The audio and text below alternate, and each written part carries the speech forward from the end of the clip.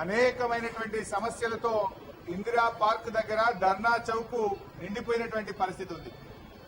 కానీ గతంలో ప్రభుత్వాలు అసెంబ్లీ సమావేశాలు జరుగుతూ ఉంటే ధర్నా చౌక్ దగ్గర ధర్నా చేస్తే ప్రభుత్వం దృష్టికి పోతుందేమో, ప్రభుత్వంకు వినబడుతుందేమో, మా శాసనసభ మా సమస్యలు పట్టించుకుంటుందేమో అనేటువంటి ఆశ ఉండేది. కానీ నేడు చూస్తా ఉంటే ఈ కిరణ్ కుమార్ రెడ్డి గారి ప్రభుత్వం మొద్దుబారిపోయినట్టుంది.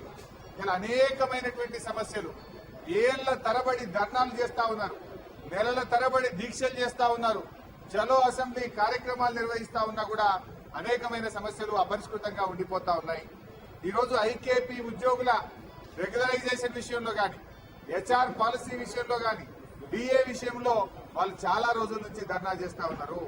మేము ఈ రోజు మాకు ఇచ్చినటువంటి రిప్రజెంటేషన్స్ ను అసెంబ్లీలో మాట్లాడదామనుకున్నాం. కానీ సభ జరిపించేటువంటి ఆలోచనలో ప్రభుత్వం లేదు. ప్రభుత్వం ప్రతిపక్షం ఇద్దరు కూడా సభ జరగకుండా తప్పించుకునేటువంటి ప్రయత్నంలో ఉన్నట్టు కనబడతా ఉంది.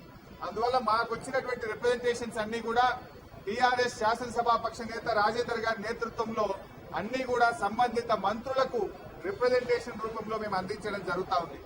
ఐకేపీ ఉద్యోగుల సమస్య పరిష్కారం కావచ్చు, అదేవిధంగా 108 ఉద్యోగుల సమస్య పరిష్కారం కావచ్చు, MPHA medical health assistant male విషయంలో మరి పాపం వాళ్ళైతే నెలల తరబడి దీక్ష చేస్తున్నటువంటి పరిస్థితి. ఇలా డిఎస్సి 2012, డిఎస్సి 2008 ఈ యొక్క అన్ని సమస్యల మీద కూడా రిప్రజెంటేషన్స్ అన్ని కూడా టీఆర్ఎస్ పార్టీ పక్షాన ఈ రోజు మేము ప్రభుత్వానికి సంబంధిత మంత్రులకు అందజేయబోతా ఉన్నాం. మన ప్రభుత్వం కూడా వెంటనే పట్టించుకొని మీరు ఇచ్చిన మాట నిలబెట్టుకోవాల్సిన అవసరం ఉంది.